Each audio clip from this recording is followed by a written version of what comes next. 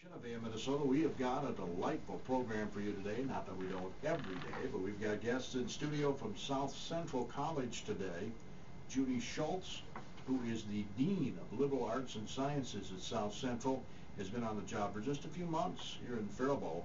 And Dave Edwards, who's a communications, what exactly is your title, Dave? Communications instructor. Oh, instructor, okay.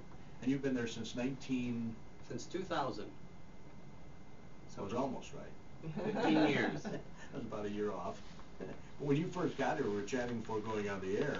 Obviously, there was no liberal arts program at South Central because it just started 10 years ago.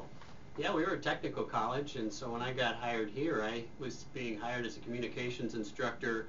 Didn't really know who I'd be teaching, but I wound up teaching just about everybody in the building. So if their profession required communication, which means every profession, then I got to see them, whether they were a carpentry instructor, a nursing instructor, accounting student, we saw them all. And that, I think, is a good idea, don't you? Oh, absolutely. I think there's some core skills, of course. Writing and reading and speaking are three of them, and so everybody needs it. So whether you're at a community college or a technical college, that's something you're going to have to learn about. Judy, give us a little of your background, if you would. Well, as you mentioned, I moved to South Central College. I just started in mid-August as Dean of Liberal Arts and Sciences. Prior to that, my higher education career started up in northern Minnesota at Fond du Lac Tribal and Community College. I was a faculty member there for 26 years. Like Dave, I was a founding faculty member of the college instead of the Liberal Arts and Sciences program here, like at South Central.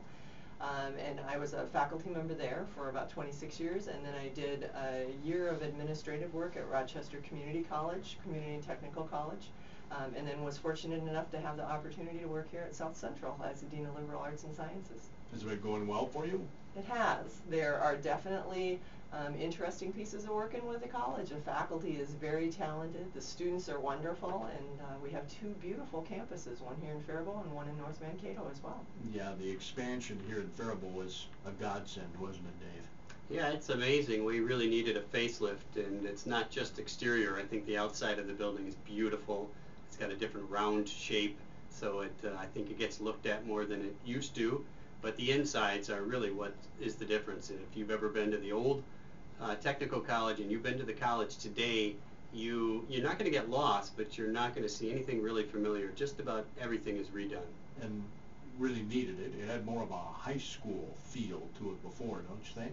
Yeah, I came from the old extension of the high school. You know, Yeah. the technical college used to be sort of referred to as grade 13, and so the school looked that way, but it's got the college look now. Yeah, we're going to talk a bit more about the liberal arts program. Man, if you've got a child or a grandchild, you might want to listen up here, folks, because they can save a lot of outlay in terms of capital for their education by taking their liberal arts courses right here in Faribault, and then they can transfer on. We'll find out all about that when AM Minnesota continues. Right now we're going to get that opening market report, a service of your KDHL 11th birthday. Jerry will be hosting the show tomorrow. I'll return on Wednesday as the superintendent of the Faribault Public Schools, Todd Sesker, is scheduled to be our guest. We'll visit with some folks from AAUW. They have some scholarships they want to tell us all about. Emily Nesbold, Cindy Harrison, and Pat Fuchs will be with me on Thursday. And then Friday, Barb Larson from the Chamber, the Faribault Area Chamber of Commerce, the Membership and Events Director, will be our guest on Friday. So we've got some very informative shows coming your way for the remainder of the week. 1 week from today, folks from the Paradise Center for the Arts will be in studio, and Dusty Dienst, our Faribault Fire Chief, has agreed to be with us next Wednesday, just a couple days before Christmas, to give us some fire safety tips over the holidays. There was some tragic news over the weekend that a little 5-year-old girl lost her life in a mobile home fire, and we just don't want anybody to suffer through that over the holidays in the area. So Dusty will be with us on Wednesday's AM Minnesota show next week to give us some fire safety tips. Again, Judy Schultz is the Dean of Liberal Arts and Sciences at South Central College, has been on the job since August. I have a bio here. Should I go through this, Judy? That's entirely up to you. It's very interesting. You have an ED in Educational Policy and Administration, Higher Education for the University of Minnesota Twin Cities. Been involved in the Minnesota State Colleges and University system for a number of years, it says here. And Dave, a little of your background, if you Well, would, please. my background is not originally in education, which in fact is sort of common in the two-year college system. Most people have had full careers before they begin to teach at the two-year college level. Sure. I actually, you might be interested in this, Gordy, I'm trained to be a broadcast journalist and wound up working behind the cameras for several years, and then had a very brief career in social services before I winding up in education, and really became my true love is to teach others. Well, that's cool. You found out that there isn't any money in the broadcast business. Yeah, I always joke that I went from broadcasting to sort of a slightly up in social services to only slightly up in education, so I must be sort of a glutton for punishment there in that regards. Now, you said behind the camera, is that what you said? Yeah, I was in video production, so mostly production work. It sounds like fun, though. It's a lot of fun, but the hours are terrible, the pay is not so good. Yeah. And you know, I think that your desire to express yourself is somewhat suppressed because you're doing a lot of the technical work behind the scenes. No stardom there either. No. Now you get to visit with students at school every day. Yeah, I love it. I do some online teaching, but my real passion is being in front of the students and talking to them face to face. And since I'm a communications instructor, you know, I'm not only teaching communications, but you get to participate in every day right in the classroom. You probably remember when this started. 10 years ago, the Liberal Arts and Sciences program began at South Central College. Yeah, actually, even when I first got hired in 2000, there were only 3 of us who were technically called LAS instructors, and we knew we were the beginning of something. We didn't know when that something would really occur. It took about 5 years, but it was initially, I think, met with some fear that our technical part of our college would suffer as a result, but I think what happened really is that we just supplemented what we were doing and made the college bigger and stronger. Yeah.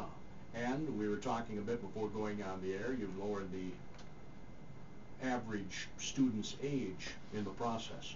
Yeah, when you're strictly technical, you are going to get a lot of returning students, people that are retraining, changing careers, people that have been laid off. But when you expand into community college, you're going to get a lot of those traditional aged students coming right out of high school. So that while that lowers the overall age, I think, of the average student, we still have lots and lots of students in the non-traditional 20-something, 30-something, 40-something age range. You think it was a good move, getting the Liberal Arts and Sciences? It was a great move. I think it's very difficult to exist as a standalone technical college. Just the pure size is so small that I think when you supplement that with a community college, then you have a lot more to service your community with. So you don't lose your local students who want to go to the 4-year college. They can stop by your college for 2 years before they move on to the bigger college. So, Judy, you're not brought in to reinvent the wheel, of course, because it's been here for 10 years, but I'm sure there are some things you'd like to tweak. What's your vision of the program? Right. What we're doing currently, in fact, is we've already started working on that vision. I'm not here to make any changes. I think what SCC does is excellent. But we've just started the process of taking a little bit deeper look at our program. We just recently had a discussion as a LAS division, Liberal Arts and Sciences division, about our mission statement for the department, and we're talking about student learning outcomes. Assessment's a big part of being a higher education institution, actually any educational institution, so we're starting to have those conversations within the department. So the faculty are having a lot of input, I think, as far as what our future holds and making us even better and stronger and even more a part of the college and of the community as well. And getting the word out to area high schools that this option is available to the students, right? Definitely, definitely. We have a lot of different options for students. If we look at high school students, especially the juniors and seniors for sure can attend through post-secondary enrollment option. And you don't have to pay for that, folks. Right, right. The books and the tuition and everything are handled by the school district. So it's a great opportunity. And beyond that, we also, like David said, work with students of all ages, whether they're the ones that are 16 or 17 years old and in high school, or whether they are actually parents or grandparents and coming back just to keep their minds sharp, or as parents looking at retraining. Liberal Arts and Sciences is a part of all of the programs, whether it's career and technical education and they're going to become a carpenter or auto technician, or they're students that want to go ahead and get ready to transfer on to a university and want to save themselves some money or save mom and dad some money as well to attend. Plus, another advantage of the liberal arts and sciences program, of course, is at a community college. You have the opportunity to be in smaller classes. You won't see a class at South Central College of 100 students. That simply doesn't happen. The students have an opportunity to get to know their instructors well, and get to know the material well, and then have the support of those instructors along with tutors and a lot of different student support services to help them succeed at our college. Yeah, I had some friends that went to the University of Minnesota, Twin Cities. Well, you're familiar with the campus. Massive. I mean, they had classes with lots and lots of people. Well, they had instructors that were on the video screen. We're talking back in the late 70s here. So they never even talked to their professor in person. It's kind of impersonal, isn't it? Definitely. You know? At the college at South Central, what you'll find is that the instructors are all experts in their fields, and they're individuals who have a lot of experiences. A lot of them are not only involved as educators, but they're also involved with their communities and working in their field. I have a lot of writers within the English department that immediately come to mind. A lot of scientists that are involved in different research projects as well, so they bring a lot to the table for the students too. Yeah, I like the fact, Dave, that you were in, you know, a communications field before becoming a communications instructor. You can actually relate those experiences to your students. Absolutely, and that's true across the board if you go to a two-year college. And sometimes it's true of a four-year college, not as often. It's certainly high school teachers are trained to teach, but most two-year college instructors worked in the industry, somehow wound up in education as a second career or a third career, and so they're providing you a wealth of knowledge from their own experiences, even if those experiences were 10 years ago. Are those South Central credits transferable to any university? All right, South Central definitely. What students are doing is taking courses there, whether they complete a degree or take a number of courses to transfer on, and then those courses transfer on to any institution, whether it's in the state or out of the state. We always encourage students, however, to talk to the transfer institution that they're looking at, because that institution, or there's a lot of web services that can help you identify the courses that'll help to transfer as well. So yes, that's definitely an advantage. Save some money, get some personal attention, and still be allowed to move on. If you wanted to go to University of Minnesota, there's no reason you couldn't. You can start at South Central and then transfer on. But this will go USC, UCLA, Iowa, Iowa State, Wisconsin, wherever you want to go. Right. Again, talking to that particular institution about the best courses to take, yes, definitely. The reason I ask that is I know you have a very good relationship with Minnesota State Mankato, and there's some belief, I think, among people that they're only transferable there, and that's not the case. No, that's not the case at all. No, students, of course, we have a great relationship with Minnesota State University Mankato because they're our sister institution. They're part of the Minnesota State College and University system, as is South Central. So a lot of our students do transfer there. Plus, of course, we're talking about proximity. If you're a student that attends from North Mankato or from Faribault, either one, Mankato State's the closest one. But yes, our students go on to other, whether they're private institutions or state U's or cross the border, depending upon the institution that you're looking at. And Judy Schultz is the dean of liberal arts and sciences at South Central College, both campuses, Mankato and Faribault. That's correct. So you get to drive a lot. And Dave Edwards is with us, communications instructor at South Central College, has been there since 2000, and hopefully he'll be here another 15 years or so. What are you thinking? Well, I hope so. I've taught at various places in various states, two-year, four-year college, private college, and when I came to Minnesota, I actually came from Iowa State University, so I was teaching at a four-year college, and I liked it, but there was a long-term career opportunity up here, and I knew when I was, after a couple of years here, I knew that this is probably right for me. It was a little bit smaller, and it had a more of a variety of types of students, including older students, and I thought that they could really relate to the concept of learning a lifelong skill that's going to help them regardless of what field they go into. Yeah. I'm glad you brought that up, because I would assume that I could even take a refresher course per se. You could. You probably don't need it, Gordy, but it doesn't hurt anybody to advance their skills. And I'm often, in my early career, I was often disappointed that I wasn't teaching in a discipline that was defined, like carpentry. You teach a carpentry student, you see what they can do, you know they're a carpenter. You teach in communications, you don't know, you might know the students, you don't know what they're going to become. But I have occasionally heard a student on the radio. I've had a letter from a student who gave their commencement address. I have someone who's a law clerk in San Diego, nurses, teachers. And so you know that you're affecting lives. There's a lot more mystery about which lives you're affecting. But that lifelong skill of being able to speak or write or do math or think scientifically, it's going to benefit students either personally or professionally. Absolutely. It doesn't matter what profession we're talking about. Here you got to be able to communicate with coworkers. Absolutely. And even I tell my students, if you can't figure out, if you can't relate to how you're going to use this in the work world, all right, just go home and use it at home. Because if you get good at listening, clear communicator, any of those things at home, it's probably going to be transferred into your professional life. You touched on online. You said you teach some online courses. I didn't even realize that was available at South Central. So is it? We have a lot of online courses. I was a reluctant entrant into online. I'm a communications instructor, and Right, I teach of course. face-to-face communication. But the reality today is that younger students are not only comfortable with online, but they're accustomed to online. And you're going to have those offerings. And at a small college, you may have to have some of those offerings because you might have students who are far away who would prefer to take classes from you but not be there in the physical location. So my workload is mostly about 2/3 face-to-face, 1/3 online.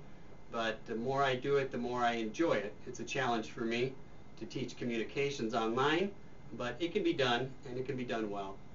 I'm going to guess, Judy, that this is going to be a growing aspect of the college, the online learning, because of the high-tech world we live in. I believe the online education, it's something that's come about probably in the last 10 years or so that it's really begun to be a big thing, specifically because a lot of our students at community colleges, what we find is that a lot of our students are not just students. They're mom, they're dad, they're sometimes grandparents that are attending the institution, and they may be working part-time to full-time along with going to school. So the online courses offer the students the opportunity to not have to leave. You hear kind of the jokes about people that can sit in their pajamas and do class. You can do that in online education. Nobody knows that you're sitting in your jammies and are attending your class, and you can interact with the students in those courses and interact with the instructor as well. And I can get the same credits that I could if I went to the school. That's correct. Yep, it's all about what venue you work best in. If you like face-to-face and that's what you prefer, you have that opportunity. There's not a department that we only offer online courses in or only offer face-to-face courses in. We offer both of those opportunities, and a number of our courses are not only face-to-face courses, but they're what we call hybrid courses. So a good deal of the course is taught face-to-face, and then students have the opportunity to still use those online tools. Within the Minnesota State College and University system, we have a platform that's used for online called Desire to Learn, or now it's been changed to Bright Space is the name of the web program that we use, the software that we use that works with students, and that's part of their education, that they have access to that material. So online is definitely where lots of schools and opportunities are headed for students. And all schools accept those credits as well? Yes, they're the same as our face-to-face courses. Well, that's very interesting, Dave. It is, and I'm a low-tech guy or a slow-tech guy. I don't know what you call it, but I suppose if I can teach it and I can learn that way, anybody can do it. Well, I don't know, when you were doing the video production, that's pretty technical stuff. It is, but then I had a great deal of time between that and what I'm doing now, so I sort of transferred into the real face-to-face stuff. So I'm not a high-tech person. It's ironic that I teach an online class, and I teach an intro to mass media class, but I do think that those people who are interested in online can get a good quality education that way if that's what they prefer. So a communications element is involved in the carpentry program here? It's required? I don't think it's required right now. I don't know. I'd have to look at that, but I would say that the majority of programs have, as part of their requirement for the degree, a communications course. Maybe it's not a particular one, maybe they have choice, but it's definitely a requirement for most programs. Which I would assume you think is a good move. It's a great move, and I think that even in the old days when we were truly technical, those communication skills were being taught by the technical instructors within the discipline itself. So the only difference now is that you have a communications professional or a math professional teaching that course in maybe a more concentrated manner. Do you get students who say, gee, I just want to learn carpentry, I don't want to learn communications? Sure, almost all of them feel that way, Oh. and you know, you're going to get that always in education, where you like the steak and the dessert, but you don't want the vegetables, but you know that that's good for you. So I just try to relate the topic to everybody. Part of my first week of the course is to sell the idea that the course is useful, and then try to use as many real-world experiences as I can to hopefully convince them that their time in the class is worth it. Yeah, I think I'd just say this isn't trigonometry. As we talk about career and technical education programs, though, in the liberal arts and sciences, one of the things that we hear from employers is that they're very concerned not only about the technical components of the course, but about the communication skills and the mathematical skills that the liberal arts and sciences faculty bring to the table for those students.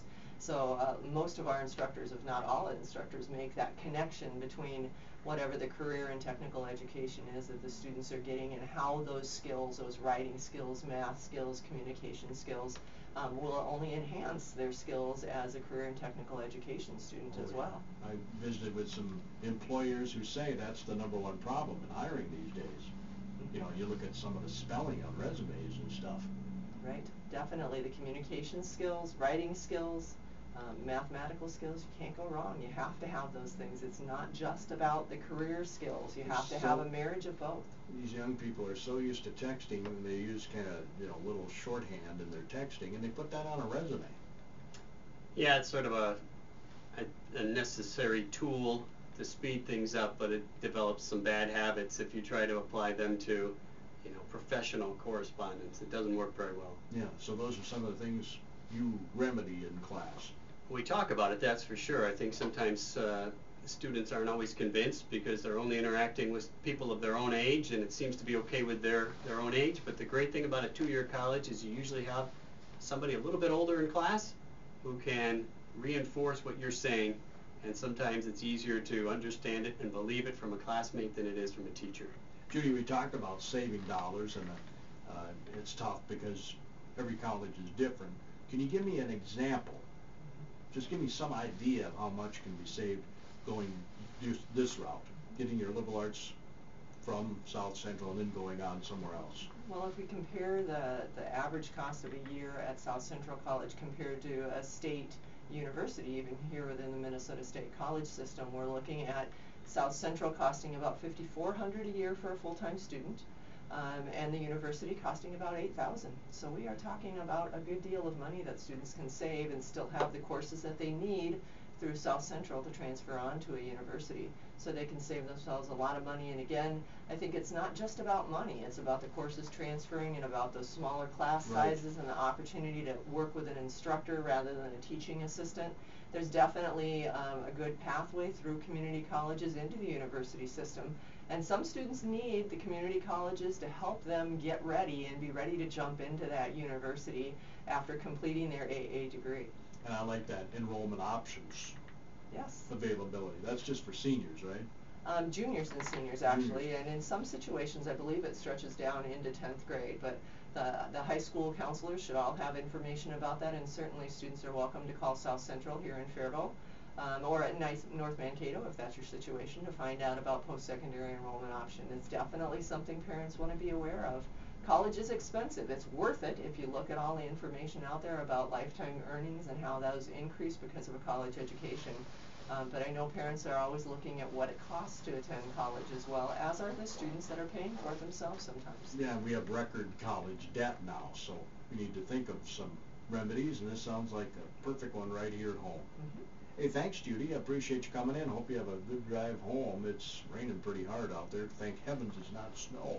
Thank you very much for talking with Liberal Arts and Sciences. We appreciate your time. Oh, not a problem. Dave, it was nice meeting you. Thanks for coming in. And thanks for letting us come and talk about the college. I appreciate it very much. Again, tomorrow, Just Food Co-op is celebrating 11 years. That's right, 11 years of talking about just food. One of my favorite topics. KDHLAM.